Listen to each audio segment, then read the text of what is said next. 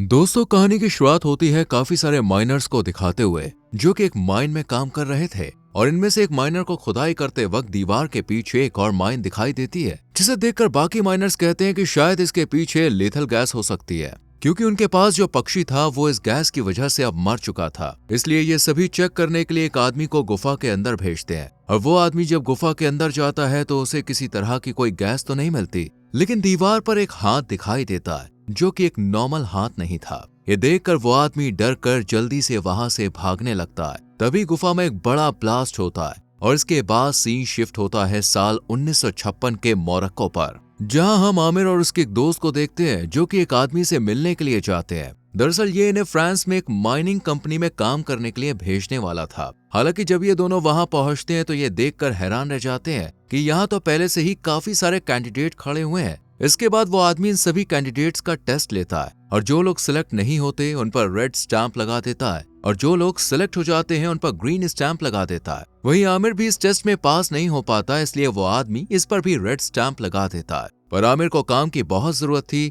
इसलिए वो खुद ही अपने ऊपर ग्रीन स्टैंप लगा लेता है। उसकी हिम्मत देखकर वो आदमी काफी खुश होता है और उसे सिलेक्ट कर लेता है। फिर सभी कैंडिडेट को एक बस में बैठाकर फ्रांस की माइनिंग कंपनी में भेज दिया जाता है। इसी दौरान यहाँ बेर्थियर नाम का एक प्रोफेसर इस माइनिंग के मालिक फॉजियर से मिलने आता है और कहता है कि मुझे डेविल आइलैंड जाना है, क्योंकि मुझे वहां से कुछ सैंपल इकट्ठे करने हैं। इसके लिए पहले तो फॉजियर मना कर देता है, लेकिन उसके जिद करने और पैसे देने पर वो मान जाता है। तभी यहाँ पे अलार्म बजता है और कुछ लोग माइन में से एक इंजर्ड आदमी को बाहर लेकर आते हैं और फॉजियर को बताते हैं कि अगर रोलैंड नाम का मजदूर इनके साथ नहीं होता तो ये आदमी मर जाता। रोलैंड की बहादुरी देख प्रोफेसर उसे अपनी टीम में शामिल कर लेता है। इसके बाद हम आमिर को देखते हैं जो कि अब इसी माइनिंग कंपनी में आ चुका था और यहाँ पर आने के बाद उसकी मुलाकात सेंटिनी और पोलो नाम के दो आदमियों से होती है जो उसे माइन में पहनने वाले कपड़े देते हैं। जिसके बाद आमिर अपनी ड्रेस पहनकर तैयार हो जाता है और क्योंकि उसे फ्रेंच बहुत अच्छी तरह से आती थी, इसलिए रोलैंड उसे अपनी टीम में शामिल कर लेता है और उसके साथ साथ मिगेल और लुइस नाम के दो माइनर्स को अपनी टीम में रख लेता है।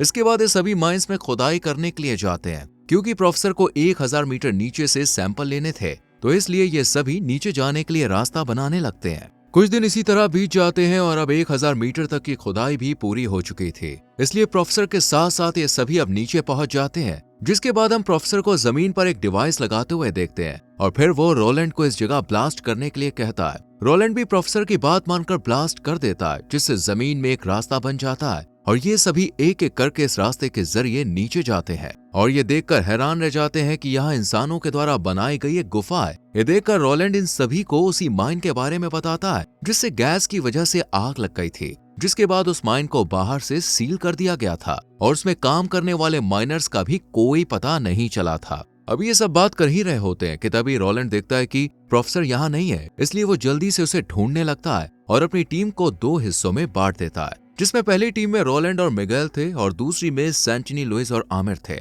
इन तीनों को कुछ दूर चलने पर एक कंकाल पड़ा हुआ मिलता है, जिसके पास से लुइस को पत्थर से बनी एक चीज मिलती है जिसे ये अपने पास रख लेता है। वहीं आमिर जब इस कंकाल के हाथों को देखता है तो नोटिस करता है कि इसकी उंगलियां कटी हुई हैं और ये उन्हीं माइनर्स में से एक था। तभी इन्हें दीवार पर एक मैसेज लिखा हुआ मिलता है जिसमें लिखा था कि वो ये डिजर्व नहीं करता था और वो एक दिन अंधेरे में से निकलकर वापस जरूर आएगा। इधर रोलैंड को प्रोफेसर मिल जाता है जो उसे बताता है कि ये जगह बहुत पुरानी सिविलाइजेशन द्वारा बनाई गई है। इसके बाद वो उसे एक दीवार में होल करने के लिए कहता है और फिर ये सभी दीवार के उस पार जाते हैं जहां इन्हें पिलर पर कुछ लिखा हुआ मिलता है और कुछ कंकाल भी पड़े हुए दिखाई देते हैं। वहीं एक ताबूत भी होता है जिसके बारे में प्रोफेसर रोलैंड को बताता है कि इसके अंदर एक क्रिएचर है और फिर उस ताबूत की फोटो लेने लगता है। इसी दौरान अचानक इनके ऊपर पत्थर बरसने लगते हैं, जिस वजह से सेंटिनी का एक पैर टूट जाता है और बाहर जाने का रास्ता भी बंद हो जाता है। ये देखकर रोलैंड सभी से कहता है कि इतना बड़ा हादसा हुआ है, जरूर बाहर किसी ने हमारी आवाज सुनी होगी। इस पर पोलो उसे बताता है कि जब ये लोग माइन के अंदर आए थे तभी सब यहाँ से चले गए थे।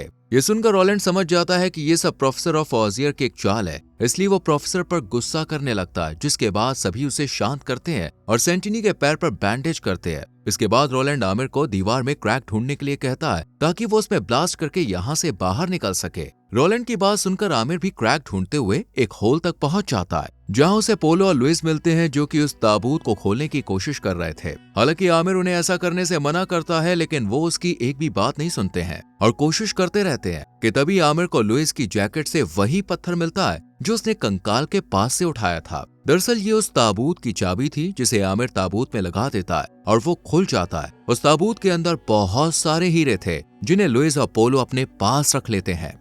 साथ ही वो आमिर को ये बात किसी को भी ना बताने के लिए कहते हैं, जिसके बाद वो यहाँ से चला जाता है और ये दोनों आपस में हीरो को बांटने लगते हैं कि तभी हम ताबूत में उसी क्रिएचर को देखते हैं जिसे हमने मूवी की शुरुआत में देखा था। लुइस और पोलो की नजर जब उस क्रिएचर पर पड़ती है तब ये डर कर यहाँ से भागने लगते हैं और रोलैंड के पास पहुंच जाते हैं। इससे पहले कि ये उसे कुछ बता पाते कि तभी पीछे से वो क्रिएचर आकर पोलो को अंधेरे में खींचता हुआ ले जाता है। ये देखकर सभी उसका पीछा करते हैं, लेकिन वो पोलो को लेकर अंधेरे में कहीं गायब हो जाता है और फिर आगे जाने पर इन्हें पोलो के बिना सिर की लाश मिलती है। ये देखकर मिगेल प्रोफेसर पर गुस्सा करने लगता है क्योंकि वही इन लोगों को यहाँ लाया था। रोलैंड मिगेल को शांत करता है और फिर प्रोफेसर इन्हें इस क्रिएचर के बारे में बताता है कि 10 लाख साल पुरानी सिविलाइजेशन के लोग जिन्होंने ये माइन बनाई थी वो इस क्रिएचर को ताबूत में बंद रखने के लिए सेक्रीफाइस दिया करते थे क्योंकि वो इससे बहुत ज्यादा डरते थे और ये ताबूत उस क्रिएचर के लिए एक तरह से जेल है, यानी कि वो तब तक बाहर नहीं आता है जब तक लोग उसके लिए सेक्रीफाइस देते रहें। प्रोफेसर आगे कहता है कि हो सकता है कि उन लोगों के पास सेक्रीफाइस देने के लिए लोग ना बचे हों,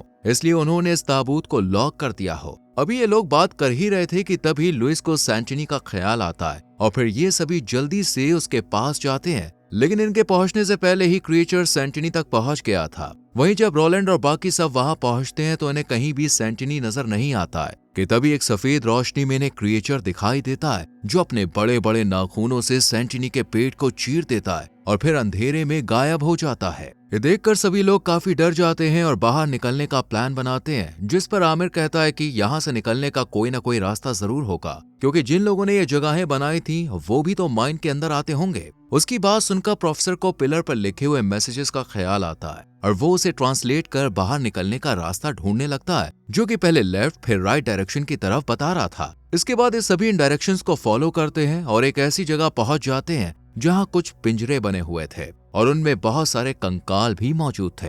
ये देखकर प्रोफेसर इन्हें बताता है कि ये पिंजरे असल में एक सेक्रीफाइस पिट थे जिसमें लोगों को डाला जाता था और जो लोग इसमें गिरने के बाद बच जाया करते थे वो उस क्रिएचर के लिए सेक्रीफाइस दिया करते थे और ये पिंजरे इसलिए बनाए गए थे ताकि अगर कोई सेक्रीफाइस देने से मना करे या उसका मन बदल जाए तो फिर उनकी कभी वापसी ना हो और वो इसी पिंजरे में रहें। वहीं पास ही में प्रोफेसर को उस क्रिएचर का नाम भी लिखा हुआ दिखाई देता है जो मार्क नॉर्थ था, जिसका मतलब होता है दी सोल ईटर, यानी कि रूह को खाने वाला। प्रोफेसर आगे कहता है कि उस सिविलाइजेशन के लोगों का यह मानना था कि इस क्रिएचर को गॉड ने हेवन से भेजा है, इसलिए वो उसकी पूजा भी करते थे। इसके बाद ये सभी दोबारा पिलर के पास आ जाते हैं और देखते हैं कि यहाँ बहुत सारा खून पड़ा हुआ है। वहीं प्रोफेसर के साथ आमिर एक दरवाजे के पास जाता है और फिर प्रोफेसर एक लीवर खींचता है जिससे दरवाजा लॉक्ड हो जाता है। ये देखकर आमिर उससे दरवाजा लॉक करने की वजह पूछता है। इस पर प्रोफेसर कहता है कि रोलैंड और बाकी माइनर्स यहाँ से निकलने के बाद मुझे मारने वाले थे, इसलिए मैंने उन्हें इस दरवाजे के पीछे लॉक कर दिया। वहीं मिगेल और लुइस इस डोर को ओपन करने की कोशिश करते हैं कि तभी उनकी नजर दीवार पर लिखे टेक्स्ट पर जाती है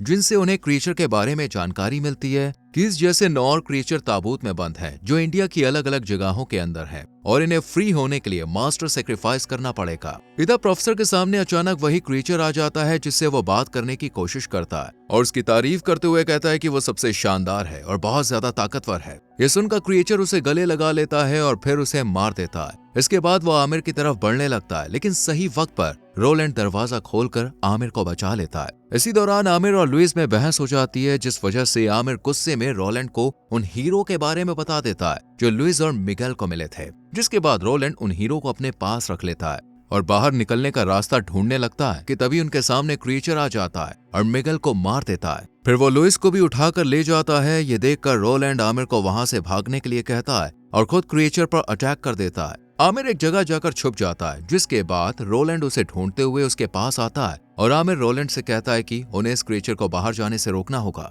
क्योंकि अगर वो बाहर चला गया तो दुनिया में कहर आ सकता है। वो दोनों बाहर निकलने का रास्ता ढूंढते हुए एक जगह पर पहुंच जाते हैं और यही क्रिएचर आकर आमिर को पकड़कर अपने साथ ले जाता है। वो आमिर के सामने लुइस का सर धड़ से अलग कर देता है। इसके बाद आमिर उस क्रिएचर से पूछता है कि आखिर उसे चाहिए क्या। इस पर वो कहता है कि उसे आमिर का मास्टर सेक्रीफाइस चाहिए क्योंकि उसी ने उसका ताबूत खोला था। इसलिए जब वो सेक्रीफाइस दे देगा तब उसका मास्टर सेक्रीफाइस पूरा हो जाएगा और वो फ्री हो जाएगा। ये सुनकर आमिर बड़ी ही चालाकी से एक चाकू क्रिएचर के शरीर में मार देता है और वहां से भागने लगता है। यहीं उसे रोलैंड भी मिल जाता है। वो दोनों टनल के अंदर डायनामाइट को फिट कर देते हैं और खुद ऊपर पहुंच जाते हैं, लेकिन उसका ट्रिगर नीचे ही रह जाता है, जिसे उठाने के लिए ये दोनों दोबारा नीचे आते हैं कि तभी क्रिएचर भी यहाँ पे आ जाता है, जिसे देखकर ये दोनों जल्दी से ट्रिगर को दबाते हैं और एक बहुत बड़ा ब्लास्ट होता है जिसमें पूरी टनल टूट जाती है और आमिर और रोलैंड मारे जाते हैं और वो क्रिएचर भी वहीं फंस जाता है। इसी के साथ ये मूवी खत्म हो जाती है। तो दोस्तों, आपको ये मूवी कैसी लगी कमेंट सेक्शन में जरूर बताएं। वीडियो को लाइक और शेयर करें